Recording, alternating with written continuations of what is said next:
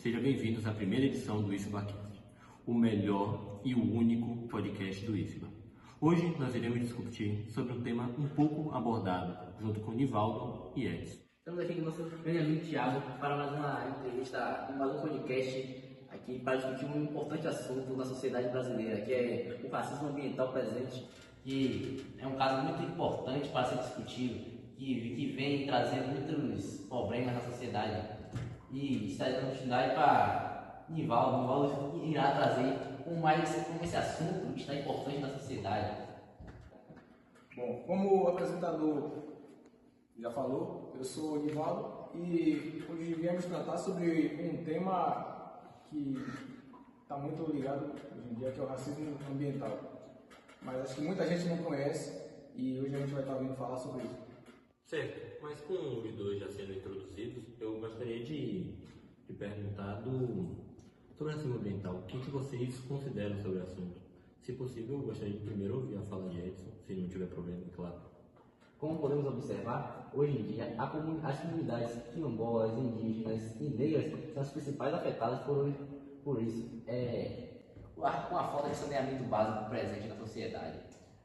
E os recursos que são escassos e precários a essas sociedades.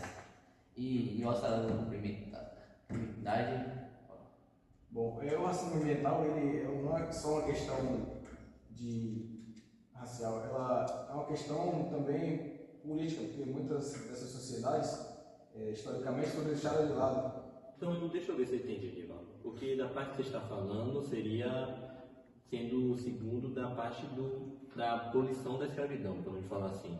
Porque quando teve a abolição da escravidão, uma boa parte dos povos, eles foram, boa parte não, a maioria, quase 100%, foram negligenciados.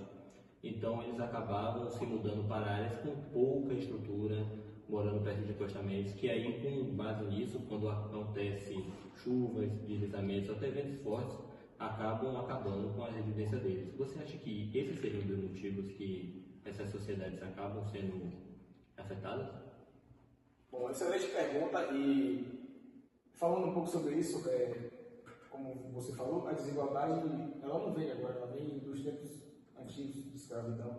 E hoje em dia isso mostra que o assunto não é tão normalizado, é um assunto que hoje em dia não é muito visto, mas mesmo assim ele ainda está lá. E você, o que você considera? Partindo para um lado, o pressuposto, no caso de comunidades que vivem em regiões à beira-mar, isso acaba causando um retiro do sustento, um empreendedorismo naquela região pesqueira, na região peixes, entre outras coisas. E nisso acaba acarretando em problemas viáveis dessas comunidades. E nisso o ambiente acaba destruindo um pouco da cultura, e a cultura e ambiente dessa região. Eu acho que acabei não entendendo o que você quis dizer com a cultura da região. Porque se formos pegar, você está falando da parte do costume da pesca, se eu conseguir entender certo. Então, podemos pegar aqui a parte da negligência do Estado, com base na fiscalização de algumas empresas, com o mau descarte que a nossa população acaba fazendo, acaba acarretando, podemos falar assim, no mal-estar. Não seria o mal-estar, seria falando dessa forma, o mal-estar do mar que acaba causando nas comunidades que moram dependendo perto dele. Seria isso? Exatamente. A negligência governamental é que o Estado vem mantendo, se repete ao longo dos anos. E nisso é um problema que, ao longo dos séculos, não, podemos dizer décadas, isso vem já trazendo problemas recorrentes da sua região, da sua estrutura, da sua cultura. De certo modo, isso é um problema. Bom, também é necessário que essas comunidades tenham voz para correr atrás de seus direitos, sendo assim, para tentar reduzir o seu problema. Não sei se isso responde a sua pergunta. Não responde em certas partes, porque a pergunta era mais focada na parte da tecnologia. Porque com a nossa tecnologia ela já está extremamente avançada, já temos métodos para impedir deslizamentos ou até contramediar o que a chuva e o vento acabam causando, e também temos a fiscalização, entre algumas aspas, mas ela funciona, do descarte de lixo devido em lagos, essas questões. E aí da parte que eu queria saber é que se com essa tecnologia que a gente possui hoje em dia, se teria como resolver algumas partes dos deslizamentos que ocorrem em algumas cidades, ou, mais falando de forma mais banal, para falar assim, as favelas, quando acaba a chuva, essas coisas, muitos tetos saem voando e algumas casas acabam sendo soterradas por conta do terreno. Sim, sim. Eu acho que essas tecnologias pode sim resolver esse problema, além da parte, né, do saneamento, a parte do saneamento de uma comunidade, porque, como a gente sabe, muitas vezes, quando chove, acaba acontecendo alagamentos e entre outros, e essa correnteza da chuva descendo em comunidades acaba enfraquecendo casas que muitas vezes já estão meio degradadas, e parte do saneamento ajudaria muito essas comunidades. Querendo ou não, é uma tecnologia que é de fácil ajuste dentro das comunidades. Como podemos ver, em alguns bairros que em situação precária, há alguns morros de deslizamento. Algumas cidades, elas têm tipo, um morro atrás de uma casa, o que acaba, quando a chuva acaba acontecendo erosão da terra. A terra vai morro abaixo, o que causa o quê?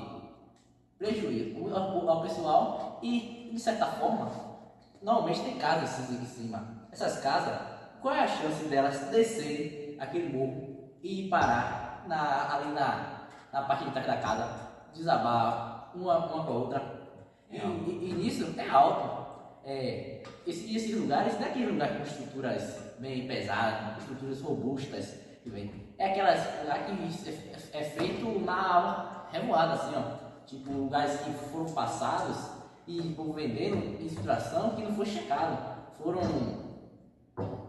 foram. De forma banal, como eu estou falando, seria tipo as invasões que acabam isso. no território. Complementando a fala de Edson, essas estruturas, elas, por exemplo, as casas que muitas vezes dentro da comunidade, elas não são estruturas que foram feitas, pensadas para aguentar certo tipo de pressão. Muitas, como o Edson falou, os barrancos, com o passar da chuva, a terra vai, questão de logicamente, a terra vai descer, e essas casas não são feitas para aguentar esse tipo de força. Até porque, como podemos ver em jornais assim, locais, regionais ou até nacionais, grande parte das comunidades que vivem ali de maneira precária acabam se separar o relevo, a construção ali é bem diferente do que podemos imaginar um local digno de moradia. Casa em cima de casa, morro lá do morro, locais de estreita passagem, que isso não é um local viável, confiável. Quando chega, pelo menos na madrugada, certos momentos que a chuva chove muito, e isso você está dormindo, escutar barulho de morro deslizando, zoada de água entrando dentro de casa, batendo no quintal, por exemplo, é umas coisas que as vivências do pessoal que isso acontece é algo que é contado recorrentemente.